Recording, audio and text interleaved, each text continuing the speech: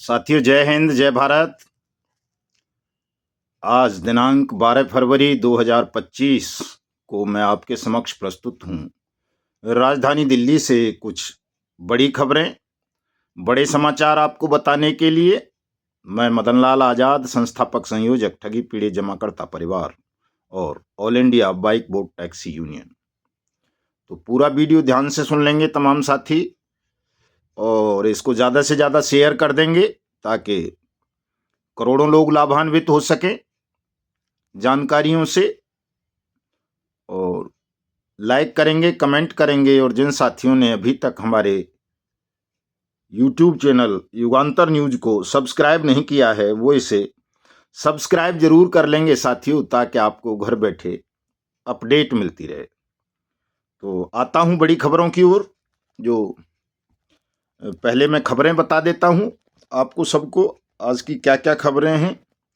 और चूंकि खबरें ऐसी हैं साथियों कि अब ठगी पीड़ितों में केवल मजदूर, किसान, व्यापारी, संत महात्मा ही नहीं है या अफसर या कर्मचारी या व्यापारी।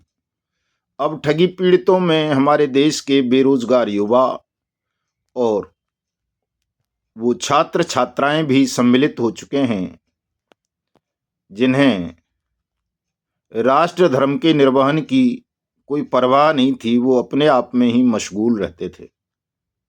उन्हें लगता था कि सब कुछ अच्छा है, कोई दिक्कत नहीं है, कहीं कोई ठगी नहीं है, कहीं कोई अपराध नहीं है। लेकिन आज और एक अभी ऐसी घटना नोएडा में हुई है साथियों कि विदेश में नौकरी लगाने के नाम पर ठगों ने पूरा रैकेट चलाया और हजारों युवाओं को चीट कर लिया, ठग लिया। अभी पिछले दिनों आपने पढ़ा होगा कि लाखों बच्चों की जिंदगी को बर्बाद कर दिया फिटजी नाम के एक इंस्टीट्यूट ने, जो इंजीनियरिंग की कोचिंग देता था देश के लाखों छात्र छात्राओं को। 42 करोड़ से ज़्यादा सामान्य लोग ठगी की घटनाओं का शिकार बने हैं जिन पर हम रोजाना चर्चा करते हैं। 2 करोड़ से ज़्यादा ऐसे लोग बेरोजगार हो गए, उनकी ज़िंदगी तबाह हो गई, जो इन फ्रॉड कंपनीज की फ्रॉड स्कीम्स में एजेंट के रूप में काम करते थे। तो आप समझ सकते हैं कि देश की 1/3 आबादी ठगी का शिकार हो चुकी है और ये दर्द, ये पीड़ा दिन और रात बढ़ता जा रहा है साथियों। नाम नहीं ले रही ठगी की घटनाएं रुकने का। अगर साइबर क्राइम को भी इसमें जोड़ दिया जाए तो साइबर क्राइम तो इतना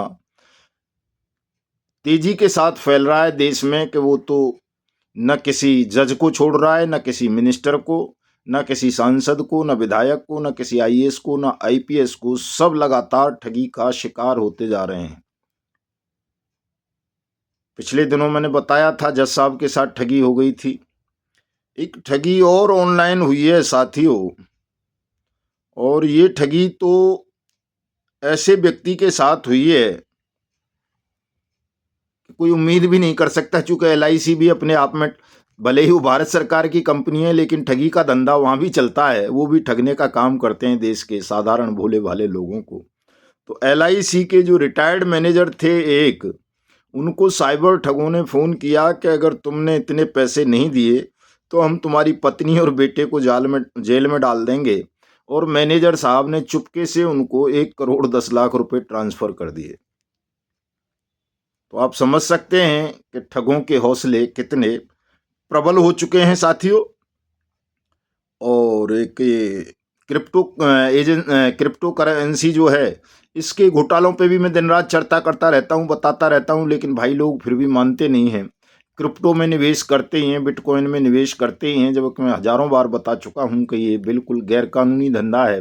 हिंदुस्तान में कोई भी क्रिप्टो करेंसी, बिटकॉइन मान्यता प्राप्त नहीं है, अप्रूव्ड नहीं है। जो भी लोग आपको इसमें निवेश करने का झांसा देते हैं वो ठग होते हैं और आपकी मेहनत की कमाई डूब जाएगी।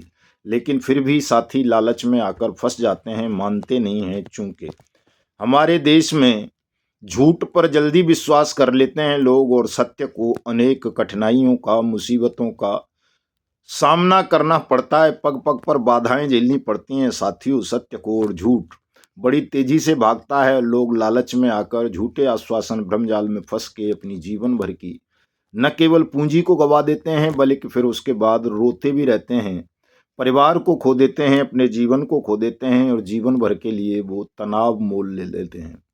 तो बचिए साथियों ठगी ठगी की घटनाओं से।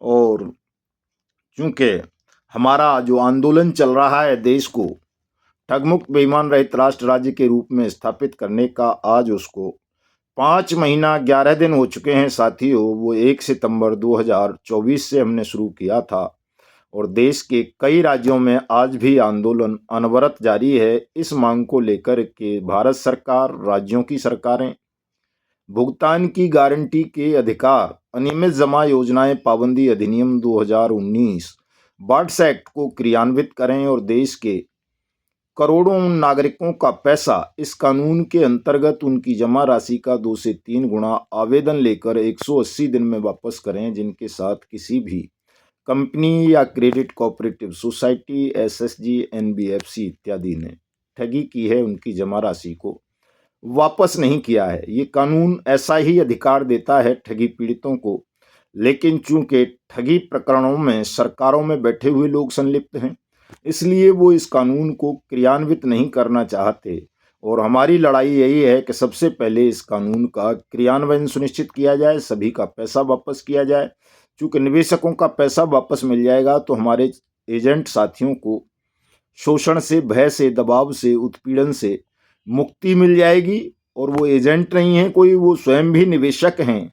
चूंकि इन कंपनीज या क्रेडिट कोऑपरेटिव सोसाइटी के पास जिन्होंने भी पोंजी स्कीम चलाई, कोई लाइसेंस ऐसा नहीं था कि वो किसी को एजेंट अपॉइंट कर सके। उन्होंने गैरकानूनी रूप से बेरोजगार लोगों को, कई सरकारी कर्मचारियों को भी अपना एजेंट बना दिया, कमीशन का, घर बैठे रोजगार का लालच दे करके।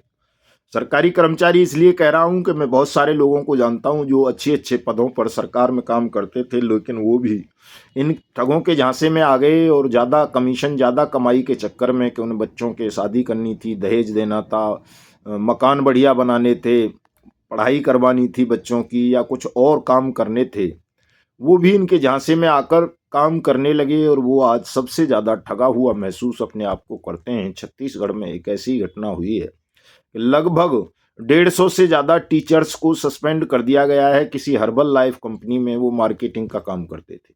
उनकी शिकायत मिली कि ये स्कूल कम आते हैं, हर्बल लाइफ कंपनी में ज़्यादा काम करते हैं, तो उन सबको सस्पेंड कर दिया गया है। बर्खास्त करने की तैयारी चल रही है, रिकवरी होगी उनसे।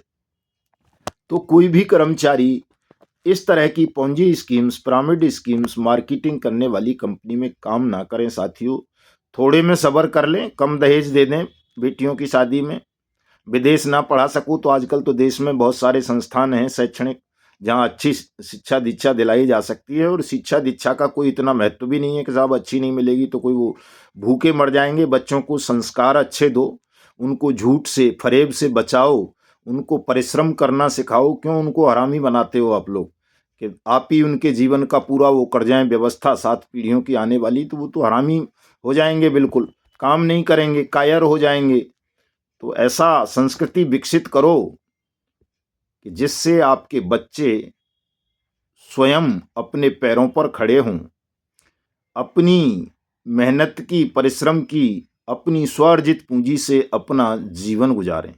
ऐसी सोच को बिल्कुल त्याग दो जो आप लोगों ने बना रखी है कि साहब आने वाली 7 पीढ़ियों की पूर्ति भी हम करके चले जाएं। अगर ऐसी सोच रखोगे आप तो निश्चित रूप से आपकी संतानें अपंग होंगी, बुद्धिहीन होंगी।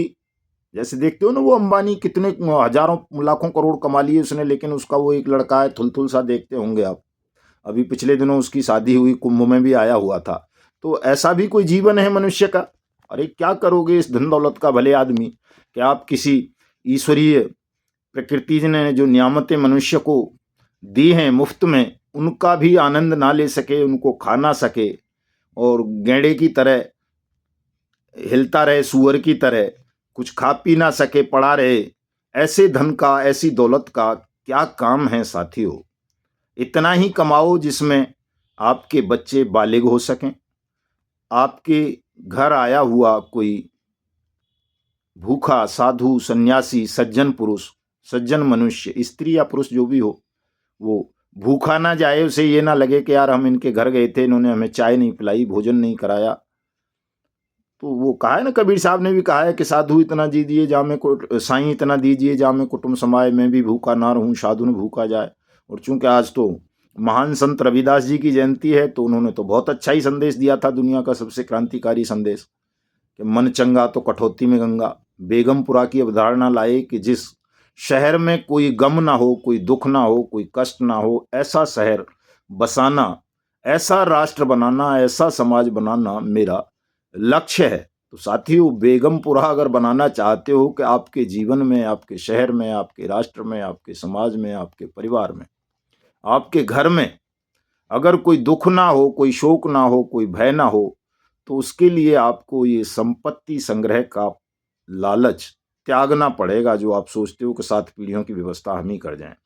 बेटी की शादी में इतना दहेज दे दें कि सारी दुनिया देखती रहे, बूढ़े माँ बाप की मरने के बाद इतनी तेरहवीं कर दें कि दुनिया वाह वाह कर दे, और जीते जी चाहे उन्हें रोटी ना दो, पानी ना दो, अनाथालय में पड़े रहें। इस तरह की सोच से साथियों बाहर निकलना पड़ेगा, अगर आपको अपने जीवन को दुखों से, कष्टों से परे रखना है, एक समृद्धशाली, सुखमय, शांतिपूर्ण जीवन जीना है, तो आपको अपने परिश्रम पर विश्वास करना होगा कि हम इतना परिश्रम कर सकते हैं। नारायण ने हमें इतनी शक्ति दी है, प्रत्येक जीव को, प्रत्येक प्राणी को, कि वो अपने भोजन की, अपने आवास की, मनुष्य को चूंकि वस्त्रों की भी आवश्यकता पड़ती है और कई चीज़ों की पड़ती है, परिवहन वगैरह की, तो मनुष्य को भी उन्होंने इतना बल, इतनी बुद्धि विवेक दिया है कि वो कर सकता है इन सब चीज़ों की व्यवस्था अपने लिए। अगर आप ये चाहोगे कि हम आने वाली पीढ़ियों की भी व्यवस्था कर दें, तो निश्चित रूप से आप छल करेंगे, कपट करेंगे, बेईमानी करेंगे, करप्शन करेंगे, ठगी करेंगे। तो इन तमाम चीज़ों से बचाना है साथियों, स्वयं को भी, और जब हम स्वयं बच जाएंगे तो हमारा परिवार बच जाएगा, परिवार बच जाएगा तो हमारा राष्ट्र बच जाएगा, समाज बच जाएगा। तो बचाइए इन बुरी चीज़ों से, इन कुरीतियों से, इन कुसंस्कारों से, अब बुरी भावनाओं से समाज को भी, राष्ट्र को भी, परिवार को भी, ताकि हम सब शांतिमय ढंग से सुखपूर्वक जीवन के सुखों का आनंद ले सकें। अन्यथा हम सब परेशान रहेंगे, दुखी रहेंगे, शोषण झेलेंगे, हम किसी और का कर लेंगे, कोई और हमारा कर लेगा। चूंकि एक से एक ताकतवर इंसान दुनिया में पड़ा है, हम में से कोई भी सर्वशक्तिमान नहीं है। सर्वशक्तिमान तो केवल नारायण हैं, और वो कभी आपको ये नहीं कहते कि आप अनुचित संग्रह करें, इतना संग्रह करें कि किसी कमजोर का हक मार लें, उसको ठग लें, उसको लूट लें। तो ऐसे व्यभिचारपूर्ण मानसिकता को, संस्कारों को बिल्कुल मलमूत्र की तरह त्याग दें तमाम साथी। और जो आपकी एक हार्दिक इच्छा है कि आपकी मेहनत का डूबा हुआ पैसा आपको मिले, इसकी गारंटी हम आपको देते हैं, हमारा संगठन ठगी पीड़ित जमाकर्ता परिवार देता है। और ये परमात्मा की ओर से देते हैं, हम नारायण की ओर से देते हैं, कानून की ओर से देते हैं कि आपका पैसा हम आपको वापस करा देंगे। और इस पैसे की, यानी भुगतान के लंबित होने की वजह से जो कष्ट, जो पीड़ा, जो अपमान, जो शोषण, जो बहिष्कार, पलायन हमारे 2 करोड़ से ज़्यादा एजेंट साथियों को भोगना पड़ रहा है, उनको भी हम सुरक्षा सम्मान दिला देंगे। लेकिन एजेंट साथियों, आपको भी सत्य के मार्ग पर आना पड़ेगा। कई साथी कई दिनों से मुझे फ़ोन करते हैं, कोई वेस्ट बंगाल से, कोई असम से, कोई केरल से, कोई गुजरात से, कोई एमपी से, कोई छत्तीसगढ़ से, कोई झारखंड से, कोई बिहार से, कोई हिमाचल से, कोई जे.एंड.के से, कोई कहीं से, कोई कहीं से। साहब हम इस कंपनी में एजेंट थे, एलयूसी में थे, एलजेसी में थे, क्योंकि अभी अभी बंद हुई है ना, तो बड़ी मुसीबत है। पहले वो बाइक बोट वाले किया करते थे शुरू में, फिर सहारा वालों ने शुरू किया, फिर पल्स वालों ने शुरू किया, पल्स वाले तो अब भी करते हैं, फिर आदर्श वाले बुजुर्गों ने शुरू किया। धीरे धीरे मतलब बहुत सारी हजारों कंपनियों के लोग मुझे फ़ोन करते हैं, बताते हैं कि साहब हमारे सामने आत्महत्या करने के अलावा कोई विकल्प नहीं रहा है, हमारे निवेशक हमारी बहुत प्रताड़ना कर रहे हैं, पुलिस हमें प्रताड़ित कर रही है, समाज में अपमान हो रहा है।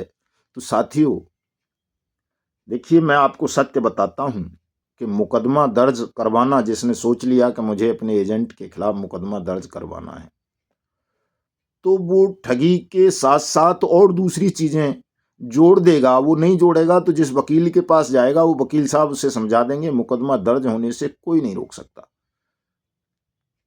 चाहे कोई हाई कोर्ट बीच में आ जाए, सुप्रीम कोर्ट बीच में आ जाए, लेकिन दुनिया की सबसे ज्यादा बुद्धिमान जाति वकीलों की होती है।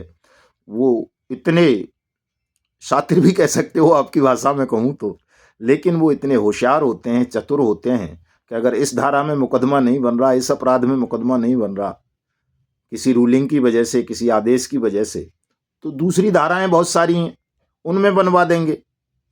जुडिक्शन कहीं का नहीं बन रहा है तो जुडिक्शन भी कहीं का दिखा देंगे। मुकदमा नहीं रोका जा सकता आपके खिलाफ दर्ज होना, लेकिन आपके उत्पीड़न को रोका जा सकता है। और उसके लिए सबसे सरल मार्ग ये है साथियों कि आप सत्य की शरण में आए। जो सच है वो पुलिस को बता दें। मुकदमा दर्ज हुआ है या कंप्लेंट आपके खिलाफ दाखिल हुई है, तो जो कुछ भी सच है, भले ही वो सच ऐसा हो कि आपको फांसी हो जाए, लेकिन वो सच भी बता दो, छुपाओ मत। छुपाओगे नहीं, बता दोगे तो बच जाओगे निश्चित रूप से। कोई फांसी नहीं हो रही, किसी को जेल नहीं भेजा जाएगा। जितना मान लीजिए कोई अपराध छोटा मोटा आपसे हो भी गया है, कोई किस्त आपने निवेशक से लेकर के पैसा जमा नहीं किया है, तो वो भी बता दो कि साहब इतनी गलती अवश्य हुई है, ये भूल हुई है, इसके लिए क्षमा चाहते हैं, लेकिन बाकी ये सब कुछ हमने कर दिया है। ये इसका पॉलिसी नंबर है, ये इसकी पासबुक है, ये इसका बॉन्ड है, ये इसकी रसीदें हैं। पैसा कंपनी या क्रेडिट कोऑपरेटिव सोसाइटी में जमा था, वो भाग गई या सरकार ने बंद कर दी वाट्स एक्ट 2019 के अंतर्गत, तो पैसा भी वापस करने की जिम्मेदारी सरकार ने ली है कि सरकार पैसा वापस करेगी। इसलिए हमारे खिलाफ कोई कार्रवाई नहीं बनती है, हम निर्दोष हैं, हमें न्याय दें। और हम खुद भी पीड़ित हैं, बेरोजगार हो गए हैं, हमारा निवेश भी है। ये तमाम चीजें आप पुलिस को बताओगे साथियों, तो पुलिस भी इंसान है, कोई शैतान नहीं है पुलिस कर्मचारी या ऑफिसर जो आपको नाजायज रूप से जेल भेज देंगे। और एक व्यवहारिक सच्चाई ये भी है कि जेलों में इतनी जगह नहीं है कि 2 करोड़ एजेंटों को जेल भेजा जा सके। रोज सुप्रीम कोर्ट, हाई कोर्ट कह रहे हैं कि यार निकाल दो जेलों से, लोगों को बाहर निकालो, जेलों में जगह नहीं है। तो जहां अपराधियों को रखने के लिए जगह ना हो, वहां एजेंटों को कौन रखेगा। लेकिन चूंकि आप इक्का दुक्का के साथ ऐसा होता है और ज्यादातर मौज लेते हैं, उसकी हंसी उड़ाते हो, उसकी खिल्ली उड़ाते हो। अगर आप लोग एकजुट हो जाओ सब, तो एजेंट को किसी को भी जेल नहीं भेजा जाएगा। लेकिन आप एकजुट नहीं हो रहे हो, और हम काफी दिनों से इस प्रयास में लगे हुए हैं कि तमाम एजेंट साथियों को एकजुट कर लें, ठगी पीड़ित जमाकर्ता परिवार के सदस्य बना लें, ताकि एक बड़ा जनमत, बड़ा आंदोलन तैयार करके हम आप सबका भुगतान भी करवा दें, सुरक्षा सम्मान भी दिला दें, और हिंदुस्तान को ठगमुक्त बेईमान रहित राष्ट्र राज्य के रूप में भी स्थापित कर दें। लेकिन साथियों, आप इस पर ध्यान नहीं दे रहे। सोशल मीडिया पर भी आप लोग एक्टिव नहीं रहते हैं। हम कहते हैं भाई हमारे चैनल को सब्सक्राइब कर लो, इसे शेयर कर दो, ताकि ज़्यादा से ज़्यादा लोग जुड़ें और ये जनमत पैदा हो जाए।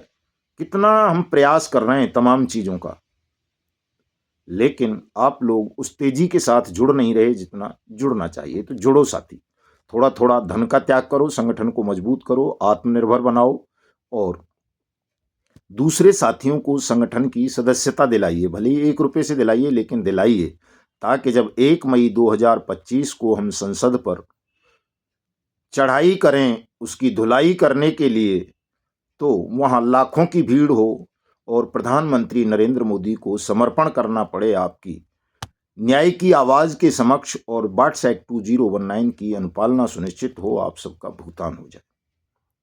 मैं निकल रहा हूं जन जागरण के लिए। कल भिंड में कार्यक्रम है, देर रात तक मुरैना या भिंड पहुंच जाऊंगा। कल सुबह 11 बजे कार्यक्रम है। उसके बाद और कार्यक्रमों की जानकारी मैंने पिछले वीडियोस में दी है, उनको सुन लेना आप। और मैं इतना ही कहना चाहूँगा आप सबसे कि तनाव फ्री होकर के आप इस लड़ाई को लड़ें, जीत जाएंगे। जो आप चाहते हो, आपकी जो मनोकामनाएं हैं, निर्दोष मनोकामनाएं होना चाहिए। पाप करोगे, अपराध करोगे तो नहीं बचोगे। लेकिन अगर कोई निर्दोष मनोकामना है, पिछले पापों का, अपराधों का प्रायश्चित करते हुए उन मनोकामनाओं की पूर्ति के लिए लड़ेंगे, प्रार्थना करेंगे शासन से, समाज से, ईश्वर से, स्वयं से, तो आपको मुक्ति का मार्ग निश्चित रूप से मिल जाएगा। तो आज फेसबुक लाइव होना चाहता था रात को, लेकिन नहीं हो पाऊंगा, चूंकि रात को मैं भिंड निकल जाऊंगा। अभी दिल्ली से तो अभी निकल रहा हूँ, मुझे अपने गांव भी जाना है, थोड़ा नारायण के दर्शन करूं। एक खुशी प्राप्त हुई है घर में, बिटिया के बच्चा पैदा हुआ है, सूर्य प्रताप सिंह उसका नाम रखा है। क्योंकि जब से हम सूर्य नारायण की शरण में आए तब से हमारे घर में कोई बालक नहीं हुआ था, पहला बच्चा हुआ है। और हम ये मान के चलते हैं कि वो नारायण ही स्वयं आए हैं, तो उनकी सेवा करें, उनकी खुशी मनाएं कि नारायण आए हैं हमारे घर बच्चे के रूप में। तो उनकी सेवा करें, उनसे प्रार्थना करें आप सबके भुगतान की, और जो वचन हमने देश को दिया है उसकी पूर्ति की। साथियों, तो अनुमति दें, मैं निकलता हूं, मिलता हूं कल भिंड मध्य प्रदेश से आप सबसे। जय हिंद, जय भारत।